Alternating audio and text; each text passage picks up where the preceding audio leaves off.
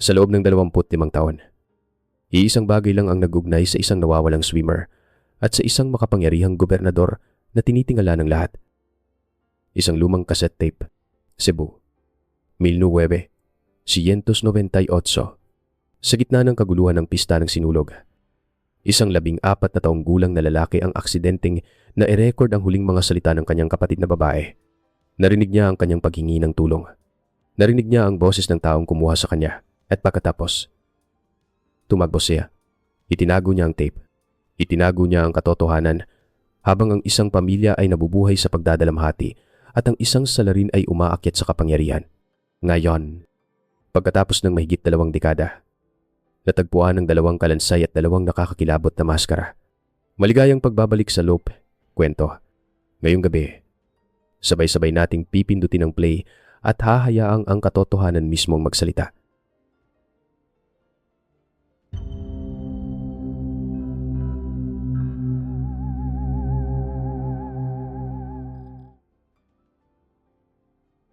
Unang bahagi ang alingawngaw mula sa kaset. Sabi nila, kayang paghilumin ng panahon ang lahat ng sugat. Ngunit paano kung para sa iilan? Ang panahon ay hindi gamot, kundi isang selda. Isang maliit at madilim na silid na walang bintana, kung saan kay kinukulong kasama ng isang madilim na sikreto sa loob ng 25 taon. Hindi ito sugat na naghihilom. Ito ay isang anino na laging nakasunod. Isang bigat na hindi nababawasan. Ang ating kwento ngayon ay nagsisimula sa araw kung kailan ang pinto ng seldang yon ay sa wakas ay bumukas. Nasa loob tayo ng isang maliit at maalikabok na opisina sa taong 2023. Ang hangin ay mabigat. May amoy ng lumang papel at ng kalungkutang matagal nang hindi lumalabas. Isang bumbilya lamang ang nagbibigay ng mapusyaw na dilaw na ilaw na nagpapakita sa mga lumulutang na alikabok na parang mga kaluluwang hindi matahimik. Sa isang sulok, nakatambak ang mga folder ng kaso na tinalian ng kupas na sinulid. Mga kwento ng trahedya na natutulog sa ilalim ng makapal na alikabok. Sa gitna ng lahat ng ito, nakaupo si Luis Reyes. Siya ay 39 na taong gulang. Ngunit ang kanyang mukha ay tila pagod na sa isang buong buhay. Ang kanyang mga mata, malalim at laging nakatungo, ay parang 2 balon na walang katapusan ng dilim. Ang kanyang mga kamay, na nakapatong sa ibabaw ng gasgas na lamesang kahoy, ay bahagyang nanginginig. Isang panginginig na hindi na nawala sa loob ng maraming taon.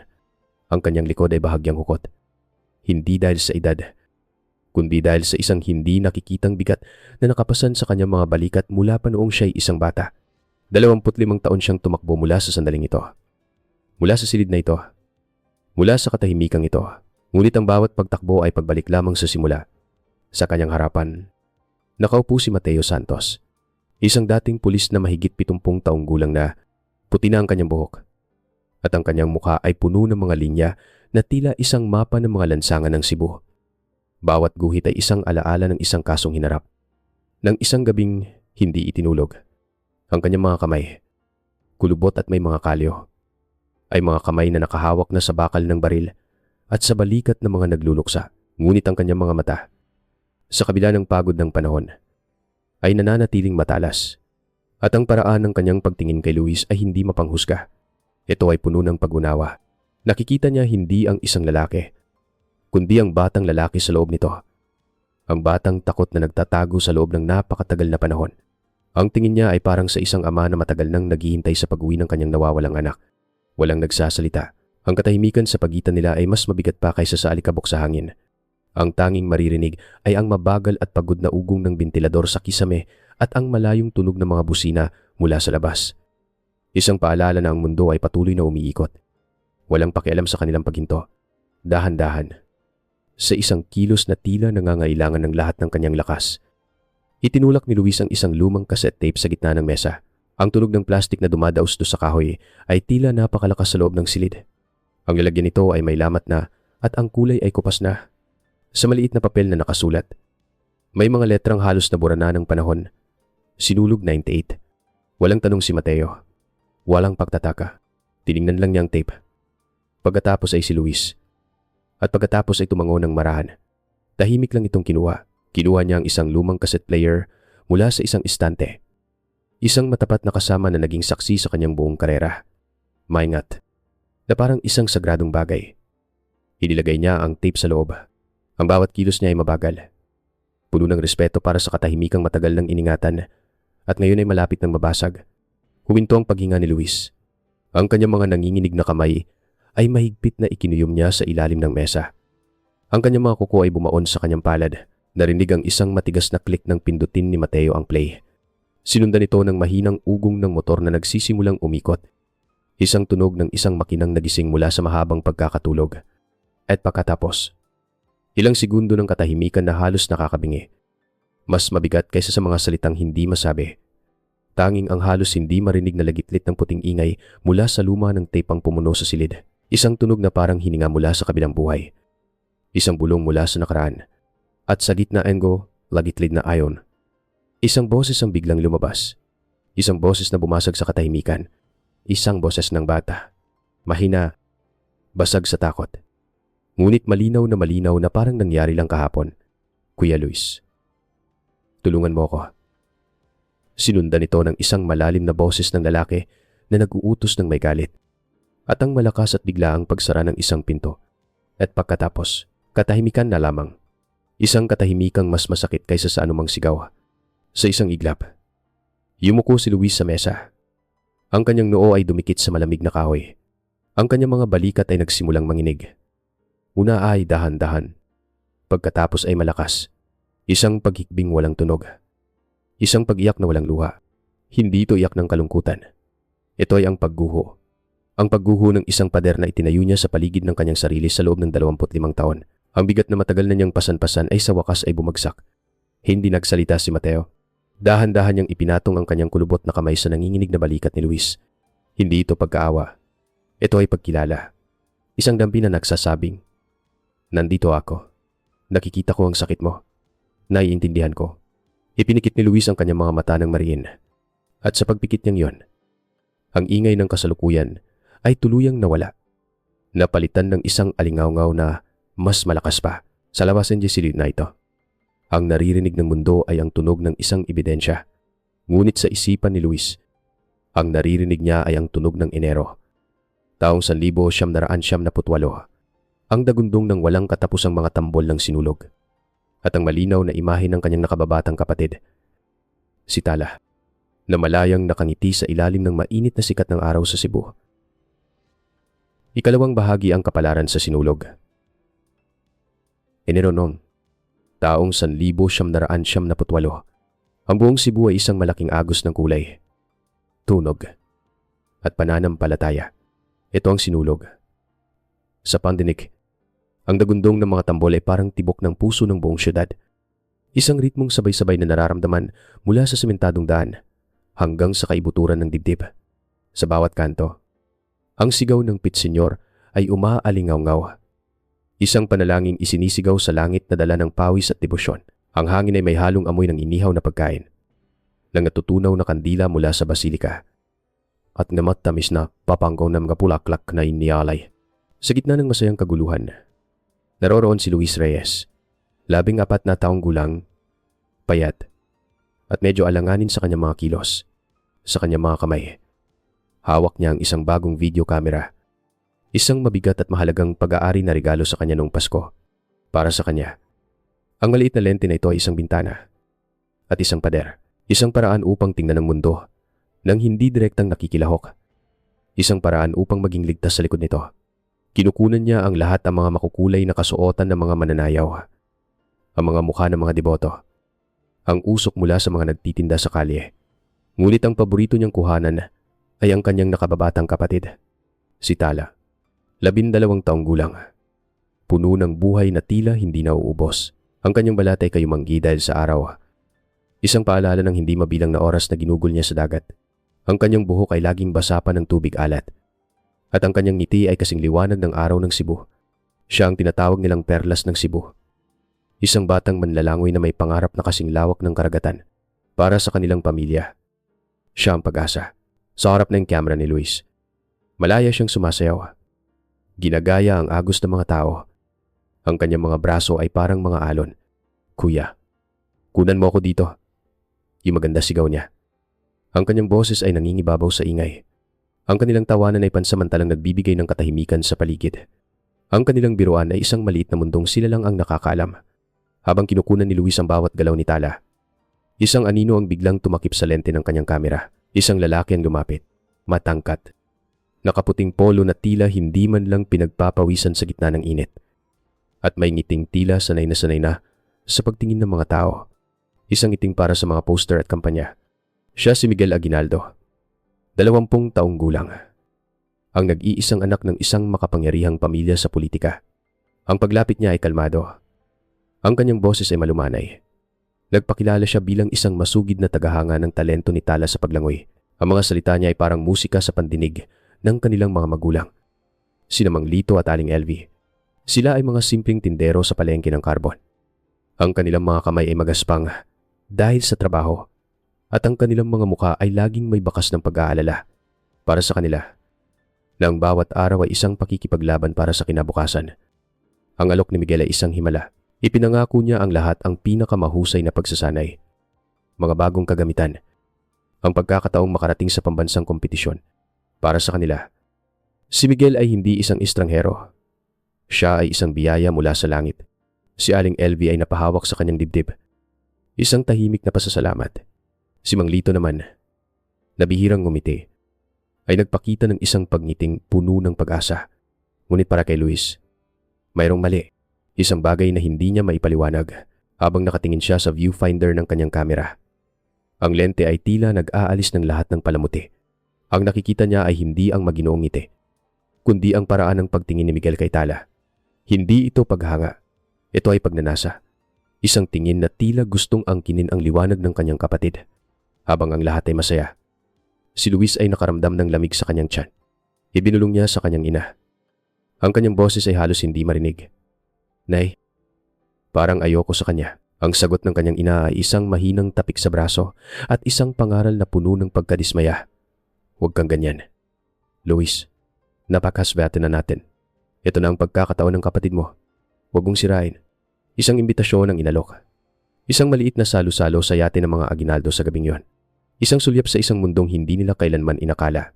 Ngunit bago yon, sabi ni Miguel, gusto niyang bigyan ng espesyal na regalo si Tala. Isang bagay para sa isang kampiyon. Siya na mismo ang pipili. Sa isang lugar na malapit lamang daw doon, ang mga magulang nila, sa sobrang pasasalamat at pagtitiwala, ay pumayag ng walang alinlangan.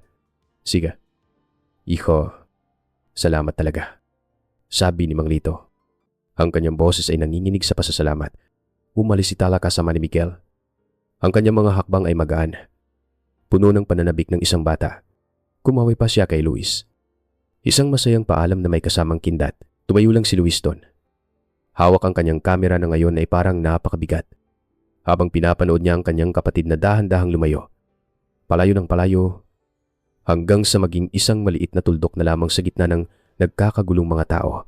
Isang pakiramdam ng pangamba ang gumapang sa kanyang dibdib. Isang lamig na hindi niya maipaliwanag. Na parang isang babala. Yun ang huling pagkakataon na nakita ni Luis ang kanyang kapatid na nakangiti. Ang ngiting iyon, parang huling sinag ng araw sa hapon, ay malapit ng lamunin ng dilim ng pantalan. Ikatlong bahagi, 25 taon ng katahimikan. Ang pangamba sa dibdib ni Luis ay naging isang sigaw na hindi niya mailabas. Isang puwersang hindi niya maintindihan ang nagtulak sa kanya na sumunod. Sinundan niya sila. Ang kanyang mga paa ay gumalaw ng kusa. Isang aninong sumusunod sa gitna ng nag-uumpukang mga tao. Ang masayang tunog ng sinulog ay unti-unting humina. Napalitan ng alon ng dagat at ng malungkot at mahabang tunog ng mga barko sa pantalan. Ang daan ay naging mas madilim. Mas tahimik. Mas mapanganib. Ang amoy ng inihaw ay napalitan ng amoy ng alat at nabubulok na kahoy. Nakita niya si Miguel at si Tala na sinalubong ng isa pang lalaki. Isang lalaking malaki ang katawan na kilala bilang si Rico. Ang anino nito ay tila isang malaking pader. Bigla. Sa isang iglap na nagpatigil sa paghinga ni Luis. Nagsuot ng maskara sina Miguel at Rico. Isang maskara ni Mickey Mouse at isang maskara ni Donald Duck. Mga masasayang mukha na binili mula sa isang nagtitinda sa kalye. Ngunit sa dilim ng pantalan, ang mga ngiti nila ay naging isang bangungot. Sila ay naging mga halimaw na walang muka. Hinawakan nila si Tala sa magkabilang braso. Ang paglalakad ay naging pagkaladkad. Ang boses ni Tala ay naging isang pagmamakaawa. Dinala nila siya patungo sa isang luma at kinakalawang na bodega. Isang lugar kung saan ang mga barko ay namamatay, nakatago sa likod ng mga kahon na amoy tuyong isda. Nanginginig si Luis. Itinaas niya ang kanyang kamera. Ang kanyang mga kamay ay nanginginig ng husto kaya't ang imahe ay malabo. Isang magulong paggalaw ng mga anino at dilim. Ngunit ang mikropono ay nakabukas. At ito ang kanyang naitala ang mahinang pag-iyak ni Tala. Ang pagsamo niya. Ang boses niya na tumatawag sa kanyang pangalan sa isang bulong na puno ng takot. At ang malupit. Malamig na utos ni Miguel kay Rico. Isang kaluskos mula sa kanyang kinatatayuan. Isang maliit na bato na kanyang natapakan. Tumingin si Rico sa kanyang direksyon. Sa isang saglit. Sa dilim. Nagtama ang kanilang mga mata. Sa sandaling iyon, ang mundo ni Luis ay huminto. Ang takot ay isang malamig na kamay na humawak sa kanyang puso at piniga ito hanggang sa wala ng matirang hangin. Nabitawan niya ang kamera. Ang tunog ng pagbagsak nito sa lupa ay parang isang putok ng baril sa nakabibinging katahimikan. Tumakbo siya, yun ang pinili niya. Ang tumakbo. Hindi ang sumigaw. Hindi ang lumaban. Tumakbo siya palayo sa bodega. Palayo sa kanyang kapatid. Palayo sa kanyang sarili. Ang tanging naririnig niya ay ang malakas na kabog ng kanyang dibdib na parang tambol. At ang sigaw ng hangin sa kanyang mga tainga na parang boses ni Tala. Nang gabing yon, nagsimula ang paghahanap, ang mga pulis, ang mga tanod, ang kanilang mga magulang na sumisigaw sa pangalan ni Tala hanggang sa mamaos at maging puro pigati na lang ang boses. Ngunit si Luis ay nasa isang sulok ng kanilang bahay. Yakap ang kamera na binalikan niya ng palihim. Tahimik. Ang sikreto ay isang lason na nagsimulang kumalat sa kanyang dugo. Paano niya sasabihin ang nakita niya? Sino ang maniniwala sa isang bata laban sa mga aginaldo? Ang takot ay naging isang pader sa kanyang lalamunan, kaya't pinili niyang manahimik. Ang mga araw ay naging linggo. Ang mga linggo ay naging buwan. Ang pag-asa ay dahan-dahang namatay sa kanilang tahanan. Pinalitan ng isang mabigat na ulap ng kalungkutan. Ang kanilang ama ay nagsimulang uminom. Naghahanap ng sagot sa ilalim ng bote. Ang kanilang ina ay naging isang anino. Gumagalaw sa bahay ng walang imik. Ang kanyang mga mata ay laging nakatingin sa malayo. Ang kanilang bahay, na dating puno ng tawanan ni Tala, ay napuno ng isang katahimikang mas maingay pa kaysa sa anumang sigaw. Hindi nila sinisi si Luis. Ngunit ang kanilang katahimikan, ang paraan ng kanilang pag-iwas na tingnan siya sa mata, ay mas masakit pa kaysa sa anumang salita. Umalis si Luis sa Cebu sa unang pagkakataon na kaya na niya. Nagtago siya sa isang trabahong hindi nangangailangan ng maraming salita.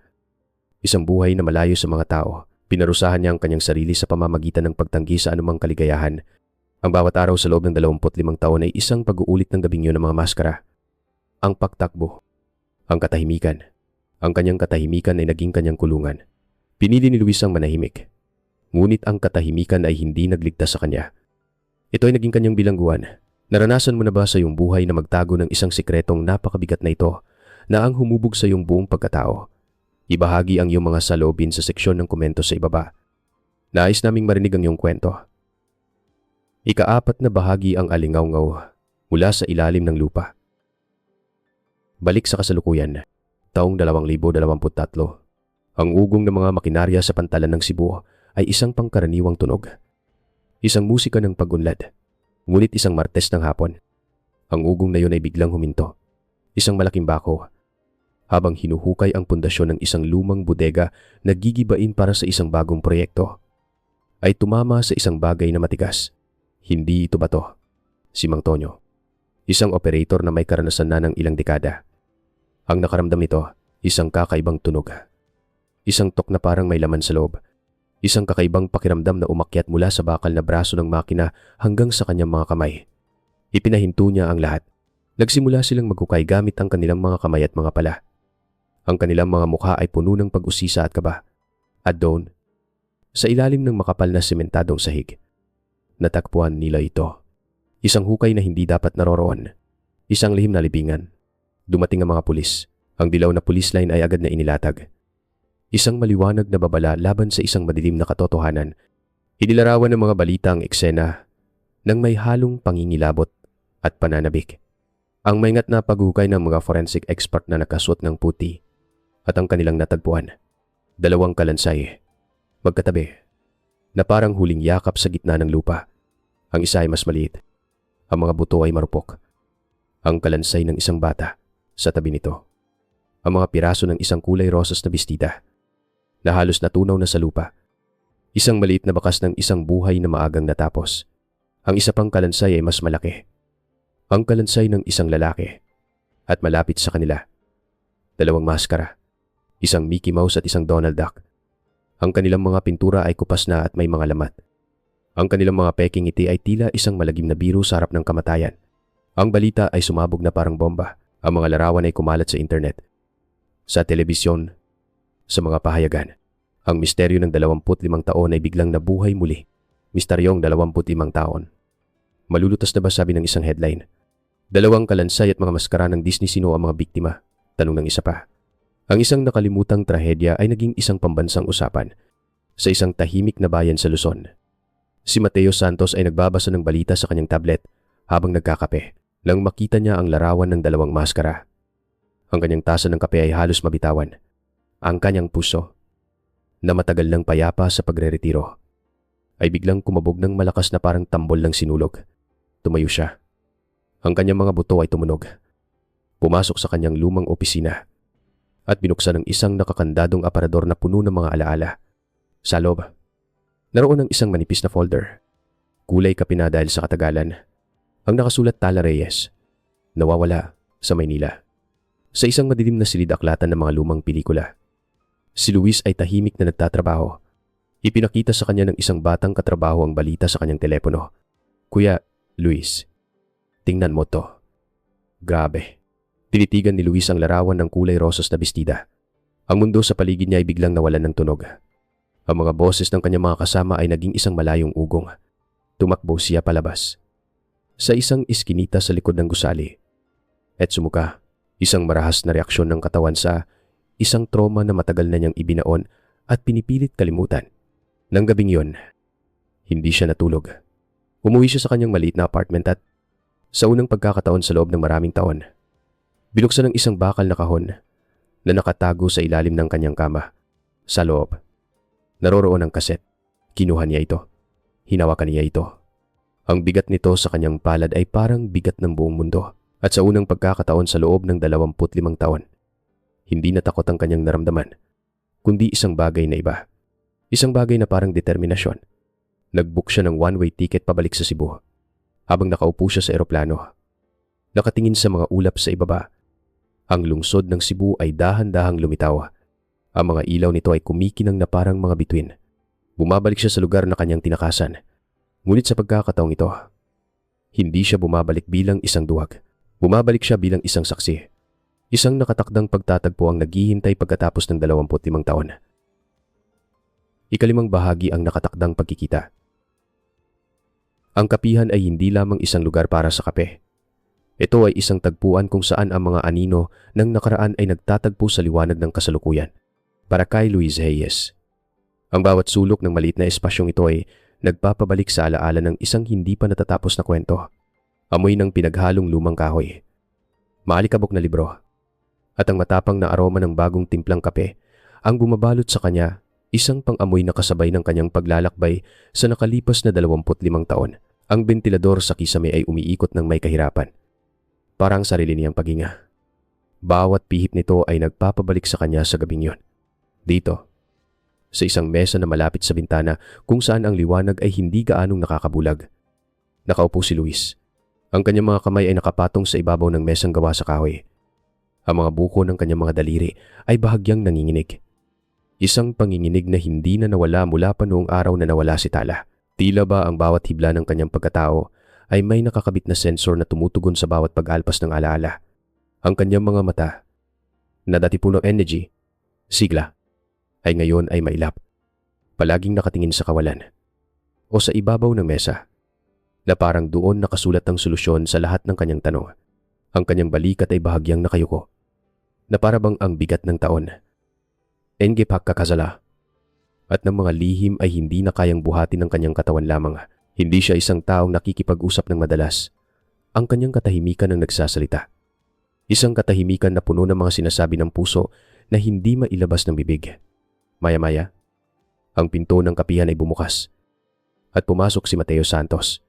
Hindi na siya ang dating pulis na may tindig ng autoridad na pumapasok sa mga crime scene. Ngayon, siya ay isang matandang lalaki na ang bawat guhit sa kanyang muka ay parang marka ng mga tao ng paghahanap, ng mga hindi natulog na gabi, ng mga kasong kinain ng panahon ngunit hindi ng kanyang alaala. Nakasuot siya ng simpleng polo shirt na bahagyang kupas. At sa kanyang mga mata, makikita ang kombinasyon ng pagod at isang matatag na determinasyon na hindi naglaho. Siya ay naglalakad ng may pag-iingat, ngunit ang kanyang tindig ay hindi pa rin nawawalan ng bigat. Lumapit siya sa mesa ni Luis. At sa kanyang pagupo, tila may kumalma sa hangin.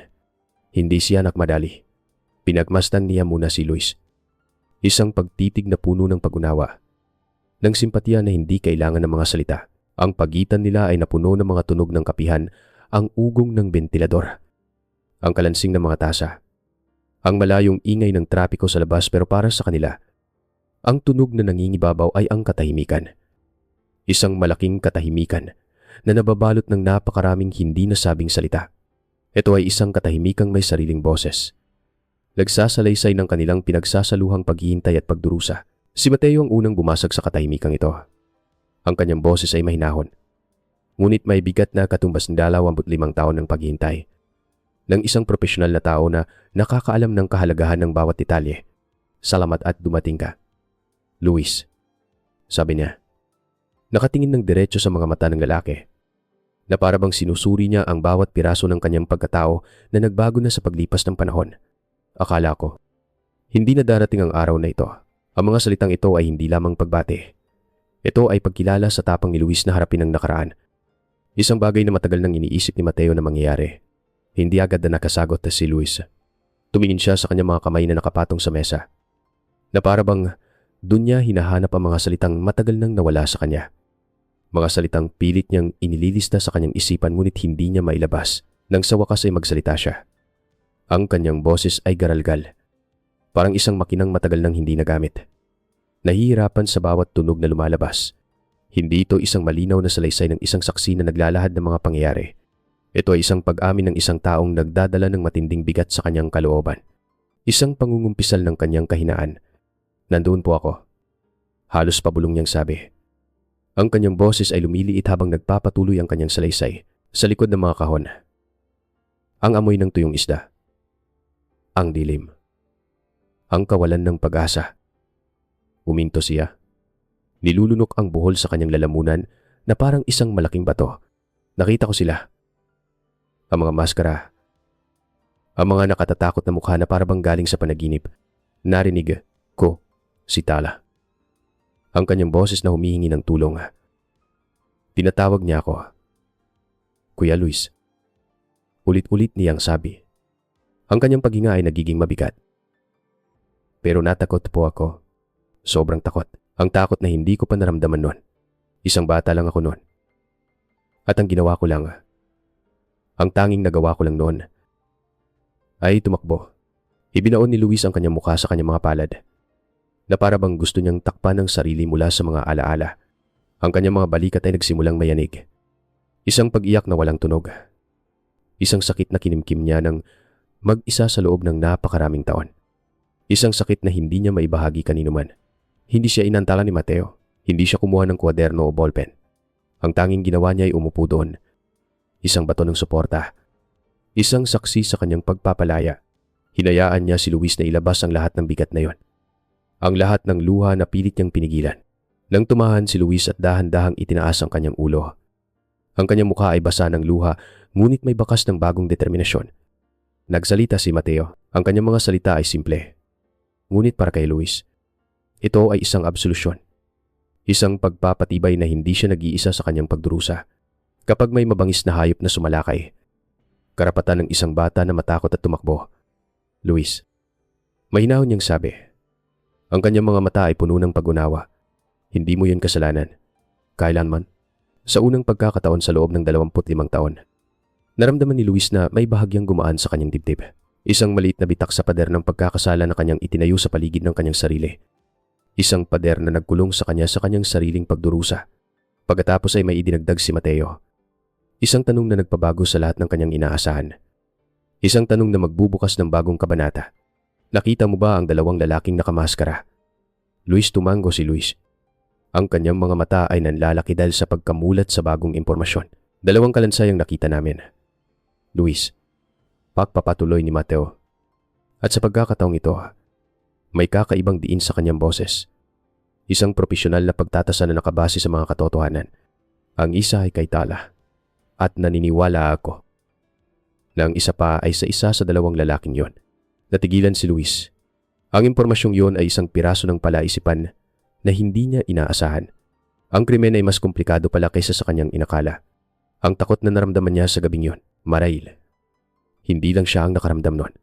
Marahil ang isa pang biktima na ngayon ay isa na lang kalansay ay dumaan din sa parehong bangungot. Sa sandaling iyon, may nagbago kay Luis. Hindi na siya ang batang takot na tumakbo. Hindi na siya ang lalaking nabubuhay sa takot. Dahan-dahan niyang ipinasok ang kanyang kamay sa bulsa ng kanyang jacket at inilabas ang isang bagay. Isang lumang cassette tape. Ang tape na naging simbolo ng kanyang pagtakas. Ng kanyang pagdadalamhati, inilapag niya ito sa gitna ng mesa. Sa pagitan nila ni Mateo, ang kanyang kamay. Sa pagkakataong ito, ay hindi na nanginginig. Ito ay matatag, na parang isang pangakong nabuo. Nandito po ang boses ng kapatid ko. Sabi niya. Ang kanyang boses ay matatag na ngayon. Walang bakas ng pag-aalinlangan. At siguro, pati ang boses ng pumatay sa kanya. Maingat na kinuha ni Mateo ang cassette tape. Hinawakan niya ito na parang isang banal na relikya. Isang piraso ng katotohanang matagal nang nawala. Isang ebidensyang naghintay sa dilim sa loob ng 25 taon. Tumingin siya kay Luis. At sa kanyang mga mata, makikita ang ningas ng isang laban na muling sisimulan. Isang laban para sa hustisya na hindi titigil hanggat hindi natatapos. Sige, Luis, sabi niya. Ang kanyang tinig ay puno ng pag-asa at determinasyon. Hayaan mong ako na ang magdala ng bigat na ito mula ngayon. At sa kapihan na yun na tila kinalimutan ng panahon. Isang matanda at isang nakababatang lalaki ang nagsalo sa isang pasanin. Sa unang pagkakataon, pagkatapos ng napakahabang panahon, isang sinag ng pag-asa para sa hustisya ang sumilay, na nagbibigay liwanag sa dilim na bumalot sa kanila sa loob ng mahabang panahon. Ika-6 na bahagi pagdurugtong, Samgapira-piraso. Walang sinayang na sandali si Mateo Santos. Ang cassette tape ay naging susi. Ang susi na magbubukas ng pinto na matagal nang nakasara. Pagkatapos ng pag-uusap nila ni Luis, ang cassette tape ay naging sentro ng kanyang mundo. Alam niyang hindi niya ito kayang gawin ng mag-isa. Ang sistema ay nagbago na. Ang mga lumang pamamaraan ay maaaring hindi na sapat. Kailangan niya ng isang taong nasa loob ng sistema. Isang taong may talino, integridad, at higit sa lahat, respeto sa mga lumang paraan ng pag-iimbestiga. Ngunit may kakayahan din sa mga bagong teknolohiya. Ang taong yun ay si Inspektor David Garcia. Nagkita sila sa isang karinderya sa gabi. Isang lugar na madalas puntahan ng mga pulis pagkatapos ng kanilang duty. Malayo sa mata ng publiko at mga nag-uusisang tenga. Ang amoy ng mainit na sabaw at pritong bawang ay bumabalot sa hangin. Isang kabaligtaran sa lamig at bigat ng kasong dala ni Mateo. Si David ay isang lalaking nasa mga 30 anyos. Matalas ang isip, malinis ang record, at may malalim na respeto sa mga veteranong tulad ni Mateo. Hindi nag-utos si Mateo. Nagkwento siya. Inilatag niya ang kaso ni Tala Reyes. Ang 25 taong katahimikan. Ang kanyang pakikipag-usap kay Luis. At sa huli, ipinakita niya ang cassette tape na kanyang hawak. Ang nakita ni David sa mga mata ni Mateo ay hindi lamang determinasyon. Ito ay isang gabi-gabing pagpapasan ng isang pasanin. Isang pangakong kailangang tuparin para sa isang pamilyang nawalan ng pag-asa. Pumayag si David na tumulong. Hindi dahil sa utos, kundi dahil sa paniniwala sa hustisya. Kahit alam niyang ang pagbangga sa pamilya Aguinaldo ay parang pagsuong sa isang bagyo na maaaring lumunod sa kanya. Ang unang hakbang ay ang tape. Ito ang magiging pinakamalakas nilang sandata. Lihim na ipinadala ni David ang tape sa isang kilalang sound expert sa Maynila. Isang kaibigan na mapagkakatiwalaan niya at sanay sa mga sensitibong kaso. Ang proseso ay masalimuot at nangangailangan ng pasensya. Inilarawan ito ng tagapagsalaysay na parang pagbibistay ng ginto mula sa buhangin. Sa loob ng isang silid na puno ng mga modernong kagamitan, mga computer, at microphone. Matiyagang inalis ng eksperto ang bawat ingay na hindi kailangan ng ugong ng hangin mula sa dagat na sumisingit sa pagitan ng mga salita. Ang kaluskos ng mga dahon na nagpapalabo sa tunog. Ang malayong ingay ng sinulog na naghahalo sa mga tinig. Dahan-dahan. Unti-unting lumitaw ang ginto ang tunay na boses. Isang boses ng isang batang babae na humihingi ng tulong. Maliwanag pa rin kahit may halong takot. At pagkatapos, ang boses ng isang lalaki. Isang boses na nag-uutos. Malalim at malamig. Isang boses na hindi nagbabago ang tono kahit sa gitna ng kaguluhan. At pagkatapos ng 25 taon, buo pa rin ang kalupitan nito. Isang patunay na ang panahon ay hindi kayang burahin ng kasamaan. Pagkalipas ng ilang araw, dumating ang resulta, ang boses ng lalaki sa tape, na binigyan ng masusing pagsusuri ng mga digital na algorithm, ay may napakataas na antas ng pagkakatugma sa mga pampublikong talumpati ni Gobernador Miguel Aguinaldo. Isang tao na kilala sa buong bansa. Kasabay nito, habang hinihintay ang resulta ng audio analysis, ang iba pang mga bahagi ng kaso ay nagsisimula ng mabuo. Ang mga resulta ng DNA mula sa 2 kalansay na nakuha sa bista ng tabing dagat ay dumating na rin. Ang isa, gaya ng inaasahan, ay positibong kay Tala Reyes, ang nawawalang swimmer. Ang pangalawang kalansay, matapos ang masusing pagtutugma sa mga lumang talaan ng mga nawawalang tao at sa mga impormasyon na nakalap, ay nakumpirmang si Rico Suarez, isang binatang may mga minor de edad na kaso. Kilalang utusan at kasama ng isang batang Miguel Aguinaldo noong dekada 90. Si Rico Suarez ay bigla na lang naglaho. Walang bakas. Pagkatapos mismo, lehoy sinulok, mais no, naitamot ngin 998. Ang kanyang pagkawala noon ay itinuring na lamang na isa pang kaso ng runaway youth. Ngunit ngayon, ang kanyang kalansay ay nagsasalita ng ibang kwento. Ang mga pira-piraso ng palaisipan ay nagsisimula ng magkadugtong, bumubuo ng isang larawan na mas madilim at mas nakakatakot kaysa sa inaasahan. Habang nangyayari ang lahat ng ito, ang mundo sa labas ay patuloy sa pag-ikot. Hindi alintana ang mga lihim na nagaganap sa ilalim ng ibabaw. Si Gobernador Miguel Aguinaldo ay nasa lahat ng dako sa telebisyon, sa mga diaryo, sa mga gusaling pinapasinayaan niya. Inilalarawan siya bilang isang bayani ng bayan, isang politiko na minamahal ng masa, isang pilantropo na nagpapatayo ng mga paaralan, isang haligi ng lipunan, isang mabuting ama at asawa. Ang kanyang ngiti ay perpekto. Ang kanyang mga salita ay laging tama. Laging nakahanay sa kagustuhan ng nakararami. Isang larawan ng tagumpay, integridad, at serbisyo publiko. Ngunit para kina Mateo at David, ang larawang ito ay isang manipis na maskara. Isang nakakakilabot na pagkukunwari na nagtatago sa isang halimaw na ang kapangyarihan ay itinayo sa pundasyon ng kasinungalingan at karahasan. Sa isang maliit na opisina sa loob ng istasyon ng pulis. Sa gitnaan ng gabi, sa ilalim ng dim na ilaw, nakatayo sina Mateo at David sa harap ng isang puting pisara. Nakapin dito ang litrato ni Tala, ang rekorda ni Rico Suarez, ang ulat mula sa sound expert, ang sinumpaang salaysay ni Luis, at ang mga larawan ng mga lugar na may kaugnayan sa kaso. At sa pinakagitna ng lahat ng ito, isang malaking larawan ni Gobernador Miguel Aguinaldo na kinuha mula sa isang dyaryo. Nakangiti. Ang kanyang mga mata ay tila nanunuya. Ang mga pulang sinulid ay nagdurugtong sa bawat ebidensya. Bumubuo ng isang komplikadong sapot ng katotohanan na nagtuturo sa iisang tao. Sapat na ito, David, sabi ni Mateo. Ang kanyang boses ay may bagong lakas. Ang pagod ay napalitan ng determinasyon. Oras na para katukin ng pader ng kasinungalingan. Kailangan natin siyang harapin. Ikapitong bahagi ang pader ng kasinungalingan. Ang opisina ni Gobernador Miguel Aguinaldo ay hindi lamang isang lugar ng trabaho. Ito ay isang palasyo ng kapangyarihan.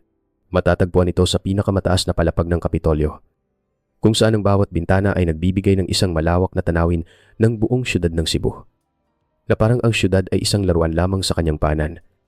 Isang patunay ng kanyang impluensya at kontrol. Ang mga kasangkapan ay pumipili lamang ng pinakamahahalagang materyales na rito, ang mamahaling kahoy na mahogani, ang malambot na katad, ang mga obra maestra na nakasabit sa dingding.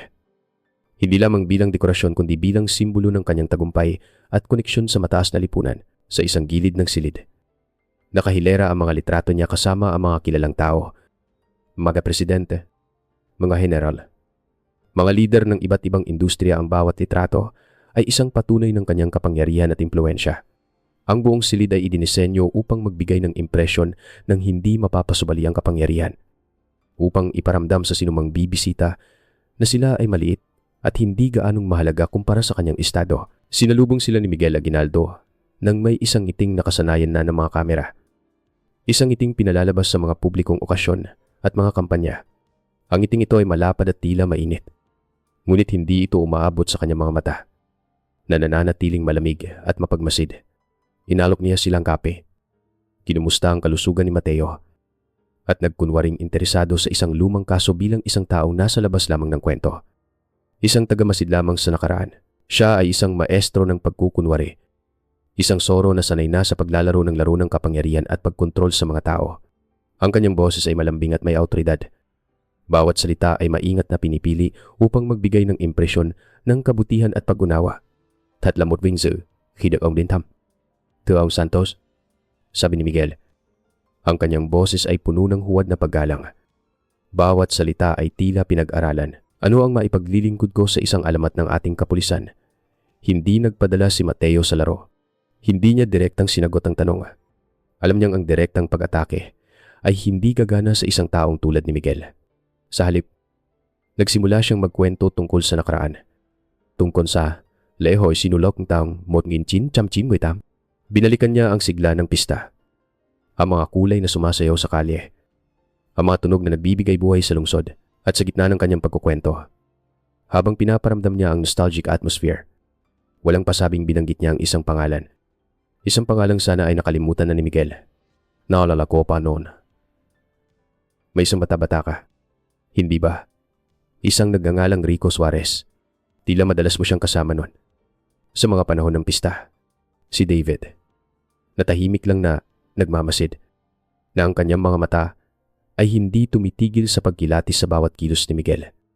Ang nakapansin, isang bahagyang paghigpit ng hawak ni Miguel sa mamahaling pluma na nasa kanyang kamay na nakalagay sa isang crystal holder sa mesa. Isang reaksyong halos hindi mapansin. Isang maliit na pagbabago sa kanyang postura. Ngunit para sa isang matalas na investigador na nagsasanay sa pagbabasa ng body language, ito ay isang malaking bagay, isang senyalis ng pagkabalisa o pagkilala. Gumitis si Miguel. Isang ngiti na nagtatago ng kanyang reaksyon. Marami akong nakasalamuhang tao noon. Mahirap nang matandaan ang lahat ng maliliit na detalye. Ang kanyang tinig ay kalmado. Tila walang bakas ng pagkagulat. Doon na kumilos si Mateo. Alam niyang ito na ang tamang pagkakataon. Hindi na siya nag-aksaya pa ng panahon. Dahan-dahan niyang inilabas mula sa kanyang lumang briefcase ang isang maliit na cassette player at inilapag ito sa makintab na mesa ni Miguel. Ang luma at kupas na plastic ng player, kasama ang tape na nakalabas ng maliit na bahagi, ay isang malaking kaibahan sa karangyaan ng silid. Isang matingkad na paalala ng isang bagay na hindi nabibilang sa mundong ito. Ginoong Gobernador, sabi ni Mateo. Ang kanyang boses ay kalmado ngunit may talim. Isang tunog na nagsasabi na hindi na ito basta-basta may iwasan. Baka gusto ninyong pakinggan ito. Isang maliit na alaala mula sa pista ng taong yon. Isang bagay na maaaring nakaligtaan ninyo. Pinindot ni Mateo ang play button. Sa una, ang maririnig lang ay ang langit-ngit ng lumang tape habang umiikot ang mga reel nito. Isang tunog na tila ba nagmula pa sa nakaraan. Ngunit pagkatapos, isang boses ang pumunit sa katahimikan ng marangyang opisina. Isang boses na nagdala ng lamig at takot. Ang boses ng isang batang babae. Maliit at puno ng takot. Ngunit malinaw pa rin kahit sa kabila ng mga taon. Kuya Luis, tulungan mo ako. At pagkatapos, isang mas malakas na boses ang sumunod. Isang boses na agad nagbigay ng kakaibang pakiramdam ng panganib. Ang boses ng isang lalaki. Mas bata ng 25 taon. Ngunit hindi maipagkakaila kung kanino ito nabibilang. Isang boses na naguutos.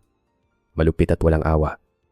Isang boses na hindi nagbabago ang tono kahit sa gitna ng kaguluhan o pagkakasala. Sa sandaling iyon, ang perpektong ngiti sa mukha ni Miguel Aguinaldo ay nagyelo. Nawala, napalitan ng isang ekspresyong nagpapakita ng purong pagkagulat at takot. Sa loob lamang ng isang segundo, isang kisap mata. Nakita ito ni Mateo at David. Isang kislap ng purong pagkasindak sa kanyang mga mata. Isang pagkalito na hindi niya kayang itago. Isang bahagyang paggalaw ng isang kalamnan sa kanyang panga. Isang maliit na pagkurap na hindi niya napigilan. Ang maskara ng kapangyarihan at pagkontrol ay nagkaroon ng lamat. Pero kasing bilis ng paglitaw nito, nawala rin ng lamat. Mabilis na nakabawi si Miguel. Isang tawa ang pinakawalan niya. Isang tawang pilit at walang saya. Isang tunog na parang kinakaskas ang bato. Interesante, sabi niya. Ipinapakita na naman ang kanyang mga ngipin sa isang ngiting hindi umabot sa kanyang mga mata. Pero isa itong walang kwentang biro. Ginoong Santos, mukhang hindi maganda ang epekto sa inyo ng pagre-retiro. Ang inyong imahinasyon ay naglalaro na, Erika. Inspektor, binalingan niya si David. Ang kanyang mga mata ay nanlilisik na ngayon. Nagpapakita ng kanyang tunay na galit at pagbabanta. Bata ka pa. Mahaba pa ang iyong karera. Huwag mo itong sayangin sa mga kwentong kutsero na walang basehan. Iyon ay isang malinaw na banta. Nakabalot sa maninipis na salita. Isang babala na umabot hanggang sa kaibuturan ng kanilang mga kaluluwa. Tumayo na sina Mateo at David. Tahimik. Alam nilang nakuha nila ang kanilang gusto habang papalabas silang pinto. Nakatayo si Miguel sa likod ng kanyang mesa. Hindi na gumagalaw. Ang kanyang tingin ay nakatuon sa nawawalang tao sa kanyang silid. Mula sa salaming dingding na parang salamin ng kanyang kaluluwa. Pinanood niya silang maglakad palayo sa koridor.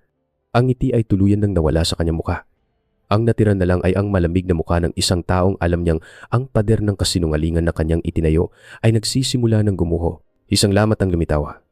Ngunit sapat na ba ang isang maliit na lamat para wasakin ng isang pader na itinayo ng kapangyarihan at pera sa loob ng 25 taon? Kung nakikinig ka pa rin hanggang dito, pakiiwan ang numerong 1 sa komento sa ibaba para malaman ko na may mga kasama pa rin ako sa paglalakbay na ito. Ang inyong presensya, ang inyong pakikinig, ang inyong pakikiisa ang mga yon ang pinakamalaking inspirasyon para ituloy ko ang huling bahagi. Ang bahagi kung saan ang hustisya ay kailangang magbigay ng kasagutan. Isang sagot na matagal nang hinihintay ng marami. Ika-8 bahagi, ang pagguho ng pader. Ang paghaharap sa opisina ng gobernador ay hindi lamang isang simpleng pagbisita. Ito ay ang paghampas ng isang maliit na bato sa isang salaming pader na matagal nang basag. At si Miguel Aguinaldo, sa unang pagkakataon sa loob ng 25 taon, ay nakaramdam ng takot. Ang takot na iyon ay mabilis na naging isang mabangis na hayop sa loob niya. Desperadong naghahanap ng paraan upang makatakas. Hindi na siyang tusong soro na nag-iisip ng maingat. Siya ngayon ay isang halimaw na nasukol sa isang sulok. Handang manakmal at gumawa ng kahit anong kilos. Gaano man ito kapabaya, ang kanyang unang ginawa ay gamitin ang kapangyarihan na matagal niyang inalagaan. Isang tawag sa telepono sa hepe ng pulisya. Isang boses na dati kalmado ngunit ngayon ay may bahid ng pagmamadali at galit. Inutos niyang agarang suspensyon ni Inspektor David Garcia. Dahil sa walang basehang imbestigasyon at pang-aabuso sa kapangyarihan, nagpadala rin siya ng mga taong anino. Mga lalaking walang mukha na sumusunod sa bawat galaw ni Mateo at Luis. Ang kanilang presensya ay hindi lantarang pananakot. Ito ay isang malamig na paalala. Isang bulong sa hangin na nagsasabing, nakikita kita. Alam ko ang bawat hakbang mo. Ngunit ang mga kilos na ito, na idinisenyo upang maghasik ng takot, ay nagkaroon ng kabaligtarang epekto. Ito ay ang malinaw na senyales na si Miguel Aguinaldo ay nagpapanik at ang kanyang panik ay ang dugo sa tubig na nakaakit sa mga pating. Habang ang pader ni Miguel ay nagsisimulang magpakita ng mga bitak. Isang napakatagal nang nakasarang pinto sa isang malayong sulok ng Cebu ang dahan-dahang bumukas sa isang maliit na barong-barong sa gitna ng isang siksikang komunidad kung saan ang amoy ng estero at nilulutong pagkain ay magkahalo. Nakatira ang isang matandang babae na ang mga mata ay naglalaman ng 25 taon ng paghihintay at takot. Siya ang ina ni Rico Suarez. Nang dumating sina David at Mateo sa kanyang pintuan, ang una niyang reaksyon ay takot. Ang kanyang katawan ay nanigas. Ang kanyang mga kamay na kulubot ay mahigpit na humawak sa laylayan ng kanyang duster. Para sa kanya, ang mga pulis ay palaging nangangahulugan ng gulo. Ngunit hindi sila naparoon upang manakot. Dahan-dahan, ipinaliwanag ni Mateo ang lahat. Na ang katahimikan ay tapos na. Na ang mga buto ng kanyang nawawalang anak ay natagpuan na sa sandaling iyon. Ang pader ng takot ng matandang babae ay gumuho. Ang mga luhang matagal na niyang pinigilan ay bumuhos na parang isang sirang dam. At sa gitna ng kanyang paghagulgol, isang kwento ang lumabas. Isang kwentong itinago niya sa takot para sa kanyang sariling buhay. Noong gabing iyon, nagsimula siya. Ang kanyang boses ay nanginginig ngunit malinaw. Umuwi siya. Si Rico. Ang mga mata niya ay ligaw. May dala siyang isang makapal na supot ng pera. Sabi niya, galing daw kay Senyorito Miguel. Pinapaalis na daw siya. Kailangan niyang lumayo. Malayo sa Cebu. Pero bago siya umalis, may sinabi siya. Isang bagay na hindi ko malilimutan. Huminto ang matanda. Huminga ng malalim. Sabi niya, nakakita daw siya ng isang bagay na napakasama. Isang bagay na hindi dapat makita ng kahit sino. Ang mga salitang yon, na sinabi sa isang mahinang tinig, ay naging isang napakalakas na sandata. Isa itong direktang koneksyon. Isang mahalagang tanikala sa kadena ng mga ebidensya. kasabay ng pagguho ng pader ng kasinungalingan ni Miguel at ng pader ng takot ng ina ni Rico. May isa pang pader na kailangang harapin ng pader ng katahimikan sa loob ng pamilya Reyes. Naglakas loob si Luis na bumalik sa kanilang lumang bahay. Ang bahay na dati puno ng tawanan ni Tala ay ngayon ay nababalot ng isang mabigat na katahimikan. Ang pintura sa mga dingding ay nanunuklap na at ang mga muebles ay tila hindi ginagalaw sa loob ng maraming taon. Ang kanyang mga magulang ay tumanda ng husto. Ang kanyang ama, na dati isang masayahing tao, ay ngayon ay isang anino na may malalalim na guhit ng kalungkutan sa muka. Ang kanyang ina ay gumagalaw sa bahay na parang isang multo. Ang kanyang mga ngiti ay matagal nang nawala. Sauna. Ang kanilang pagkikita ay puno ng awkward na katahimikan. Walang may alam kung ano ang sasabihin. Pagkatapos ng 25 taon, ang mga salita ay tila nawalan ng silbi. At pagkatapos, ginawa ni Luis ang isang bagay na hindi niya nagawa noon. Dahan-dahan siyang lumuhod sa sahig na semento sa harap ng kanyang mga magulang. Sa unang pagkakataon mula noong siya ay isang bata. Humagulgol siya sa kanilang harapan. Ang mga salitang lumabas sa kanyang bibig ay hindi lamang isang paliwanag. Ito ay isang pagsusumamo para sa kapatawaran. Patawad po. Sabi niya sa gitna ng kanyang mga hikbi. Nandoon po ako. Nakita ko ang lahat. Pero sobrang duwag ko po. Ang sandaling iyon ang nagpaguho sa huling pader. Ang kanyang ina ay lumapit sa kanya. Niyakap siya ng mahigpit. At yumiyaki kasama niya. Hindi mo kasalanan. Anak, bulong nito. Kasalanan namin. Dahil hindi kami nakinig sa iyo. Hindi namin nakita ang takot sa iyong mga mata.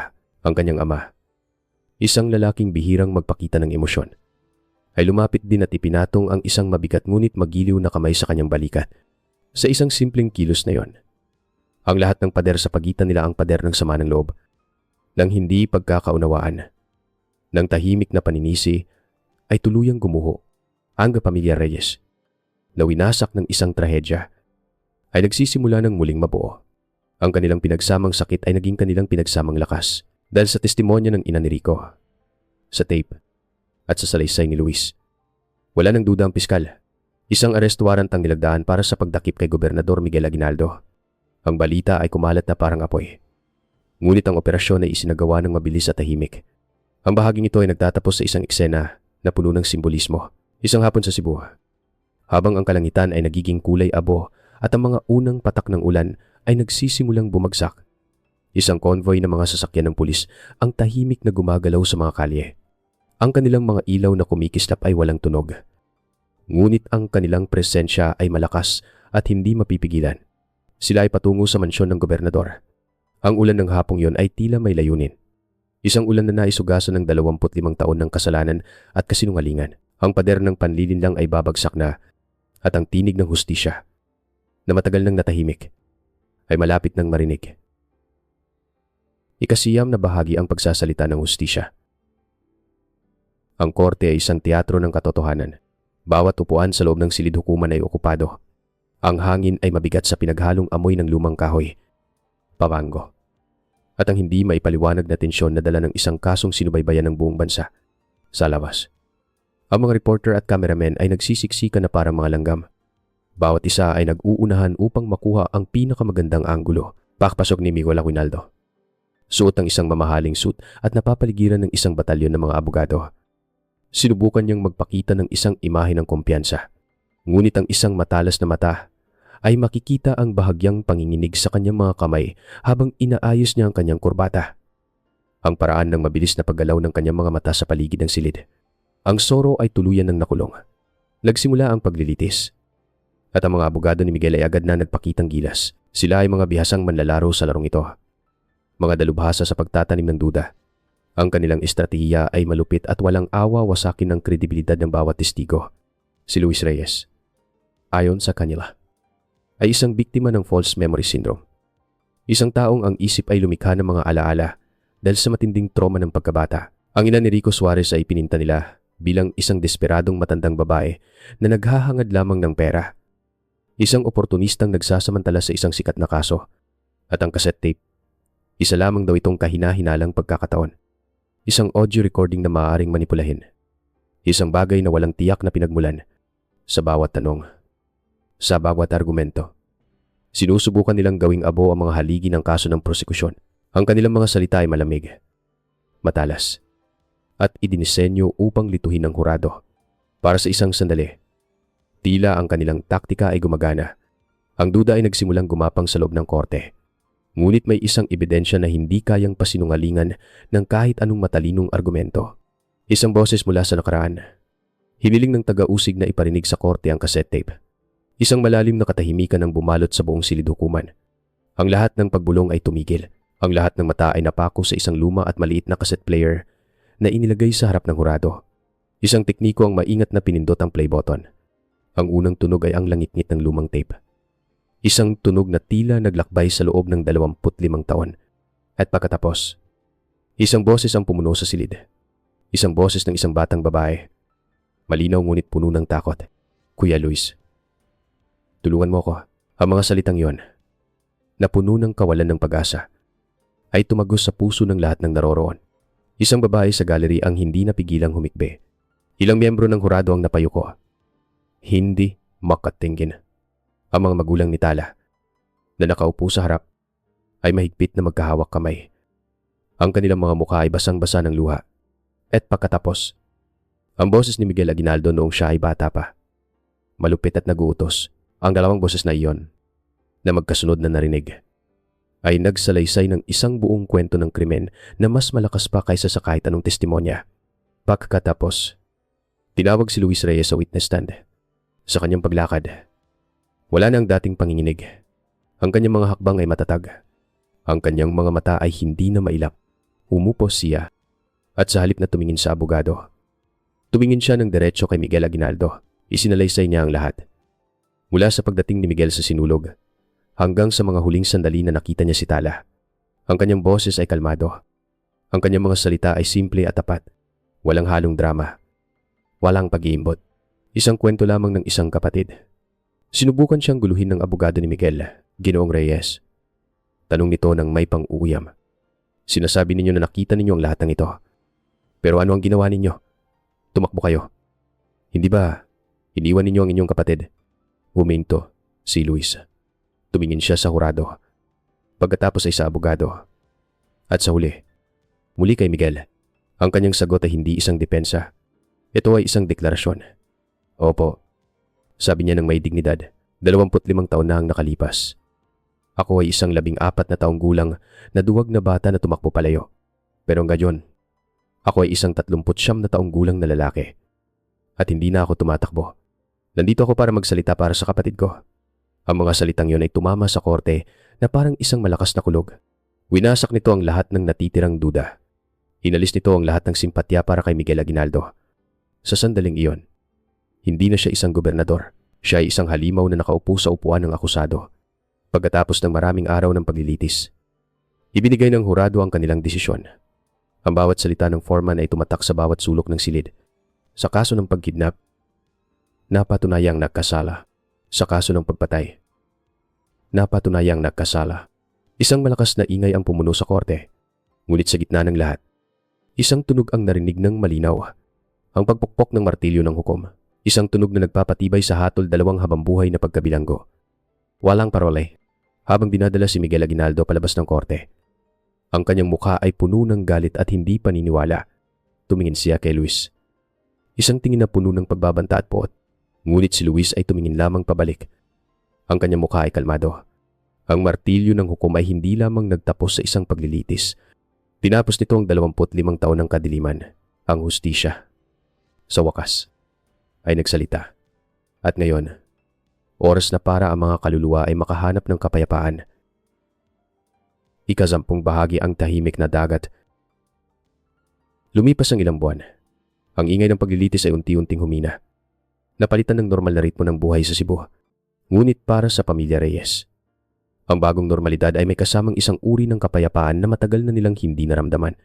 Isang umaga, nang ang araw ay hindi pa gaano mainit at ang hangin mula sa dagat ay malumanay, umakyat sila sa isang luntiang burol. Si Luis, ang kanyang mga magulang, at si Mateo Santos. Ang burol na ito ay nagbibigay ng isang malawak na tanawin ng asul na dagat, ang parehong dagat na minahal ni Tala.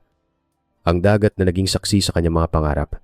Sa tuktukan burol, sa ilalim ng isang malaking puno ng akasya, may 2 bagong puntod. Ang mga ito ay simple, gawa sa puting marmol. Sa isa, nakaukit ang pangalan Tala Reyes, ang Perlas N. Cebu. Sa isa pa, sa tabi nito, ay ang pangalan Rico Suarez, biktima ng mga pangyayari. Ang desisyon ng pamilya Reyes na ilibing si Rico sa tabi ni Tala ay isang kilos na hindi nangangailangan ng maraming paliwanag. Ito ay isang pagkilala na sa dulo ng lahat. Silang dalawa ay parehong biktima ng kasakiman at kalupitan ng isang tao. Isang kilos ng habag na nagpapakita ng kanilang paghilom. Nakatayo sila roon, ang apat na tao, sa isang komportabling katahimikan. Walang nagsasalita ng matagal. Hindi na kailangan. Ang kanilang sama-samang presensya ay sapat na. Ang ina ni Luis ay marahang pinunasan ng isang maliit na dumi sa puntod ni Tala. Ang kanyang ama ay nakatayo ng tuwid. Ang kanyang mga mata ay nakatuon sa malawak na karagatan, na parabang doon niya nakikita ang hinaharap. Si Mateo ay nakatayo ng bahagyang malayo, nagbibigay sa pamilya ng kanilang pribadong sandali. Ngunit ang kanyang presensya ay isang matatag na suporta. Ito ang unang pagkakataon sa loob ng 25 taon na ang pamilya Reyes ay tunay na magkakasama. Buo sa kanilang kalungkutan, ngunit buo rin sa kanilang pag-ibig. Pagkatapos ng ilang sandali, may kinuha si Luis mula sa kanyang bulsa. Ang luma, kupas, na cassette tape. Ang bagay na naging simbolo ng kanyang takot, ng kanyang pagkakasala, at sa huli, ng kanyang katapangan. Tinitigan niya ito sa huling pagkakataon. Ang kanyang mga daliri ay marahang dumadampi sa malamig na plastik.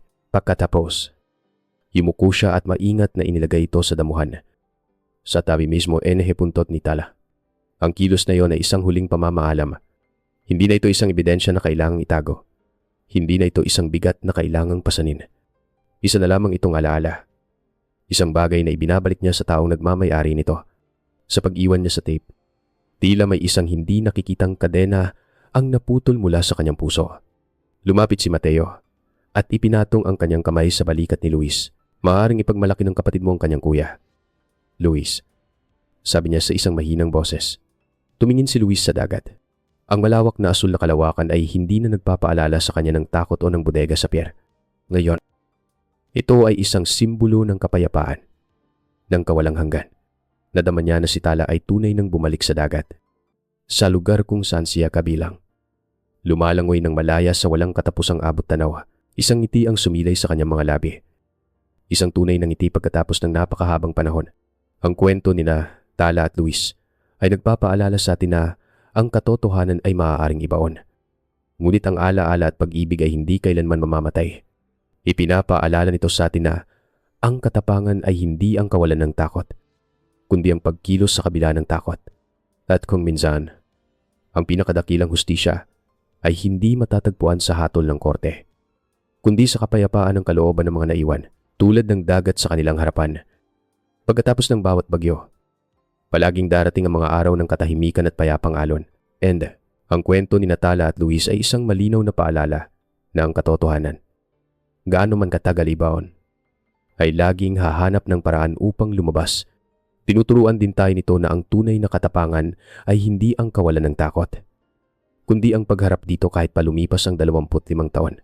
Para sa amin, ito ang tunay na kahulugan ng hustisya, ang kapayapaan ng kalooban na dulot ng pagsasabi ng totoo. Ano ang pinakamalaking aral na iniwan sa inyo ng kanilang paglalakbay? Ibahagi ang inyong salubin sa komento sa ibaba. At kung nais ninyong maging bahagi pa ng mga ganitong kwento na kumikilatis sa lalim ng puso ng tao, inaanyayahan namin kayong mag-subscribe sa aming channel, ang LOP Kwento. Hanggang sa muli. Maraming salamat sa pagsama sa amin sa paglalakbay na ito.